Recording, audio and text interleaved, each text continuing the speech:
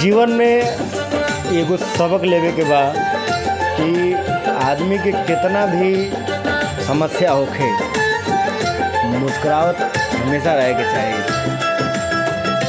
भगवान मुस्कान पे खुश होते हैं।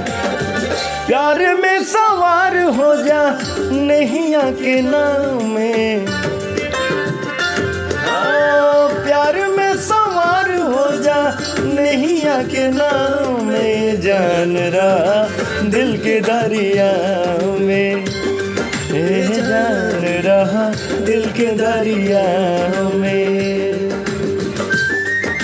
इसी का नाम जिंदगी है मेरे दोस्तों, इसी का नाम जिंदगी है। समस्याओं का छोड़ दीजिए, जो भी अपने जीवन में है आगे बढ़िए और मुस्कुराते रहिए, क्योंकि आप इंडिया में हैं। भले हम हिंदू हैं तू मुसलमान हो, हवे अल्लाह प्यार भगवान हो,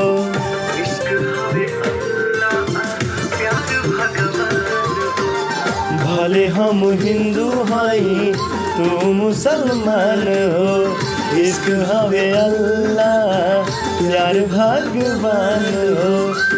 नहीं मिले मंदिर मस्जिद के चुनाव में, जान रहा दिल के दरिया में, जान रहा दिल के दरिया में। वैसे तो यूट्यूब पर लोग बहुत कुछ डाला ताटे और देखे वाला देखत भी बा, गरियो तो बा कमेंट में, लेकिन फिर भी होकर वाह क्या बात है। आज को डिफरेंट गाना के साथ, म्यूजिक के साथ थोड़ा सा अपने मिक्सिंग बस। इंसानियत होके के चाहिए इंसान में, इहे पढ़ावल जाला गीता कुरान में। मुस्कुराते रहिए, मेन पॉइंट यही है। इंसानियत होके के चाहिए इंसान में, इहे पढ़ावल जाला गीता कुरान में।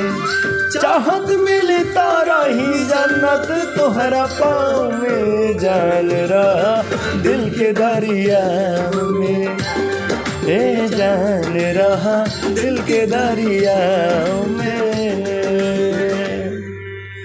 वैसे तो लोग आजकल बहुत कुछ हो रहा बा दुनिया में, राजनीतिक में। अभी कुछ दिन में देखे में मिला ताटे कि कितना लोग धर्म चेंज करता अपन। करते रहिए, किसी से कुछ मतलब नहीं, अपना जो है करते रहिए बस। चलिए म्यूजिक के साथ थोड़ा सा मिक्सिंग। जय माता दी।